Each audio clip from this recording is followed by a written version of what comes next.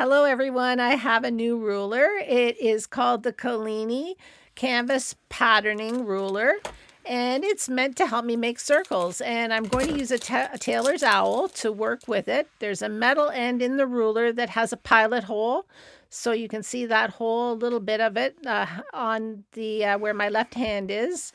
And you're meant to insert a pencil or maybe a chalk pencil or a water soluble marker into any one of those holes all along the ruler. They're spaced out in 1/4 inch increments, and you just hold that owl very sturdy and give it pressure so that it's not going to move, and you can just make a circle just like I'm doing now. I'm doing it on a piece of canvas. And it's so easy to do once you get the hang of it, once you get the feel of it. You could use maybe a small screwdriver if you don't have an owl.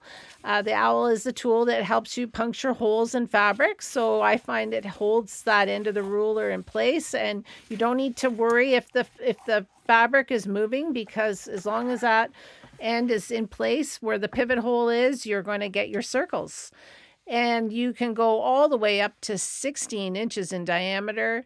The last full circle is at the 7 3/4 inch mark, but you've got a little half a circle right at the end of the ruler. So if I place my owl in that pivot hole with my left hand, and I can press my pencil into that indent at the end of the ruler, and I could end up with a 16-inch circle, 16 inches in diameter. But the thing is my fabric is only 14 inches wide. But you get the drift of it, what I'm doing here. If you needed to make large circles, then this ruler will be really helpful. So it's great for hat making because we do make circular tops for things like berets. So this, I think, is going to get some use for me as I do that with my hat business.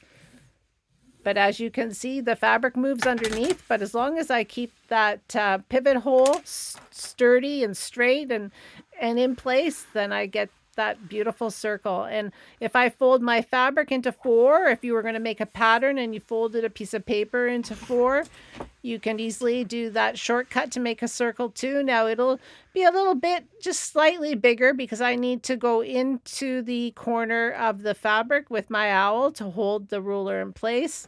But it's pretty darn close, and I'll show you when I finish. So I'll go as far up as I can.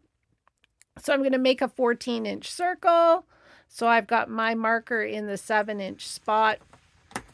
And now once I cut it, I will open it up and you'll see that I have, let me just get my quilting ruler.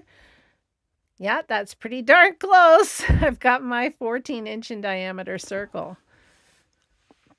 So if you need to make circles, if you need to make circles for your quilting, if you need to make circles for your hat business, or if you want to make circles for making little fabric flowers, I think that you will really get a lot of use out of this ruler. And it's great for straight lines too. As you can see, it's clear. So you can use those holes to do a straight edge for a hem. And then that metal edge at the end of the ruler is sort of like a quilter's press tool, that, you know, a roller press tool. You can just push down on the end of the ruler that has a metal edge, and you can create a crease in your fabric, which could make an easy to see hemline. But you definitely have a crease there. And you could also use those little holes to help measure up into your fabric and have the metal end at the edge, so that you just put a little dot along those holes and then create a straight line.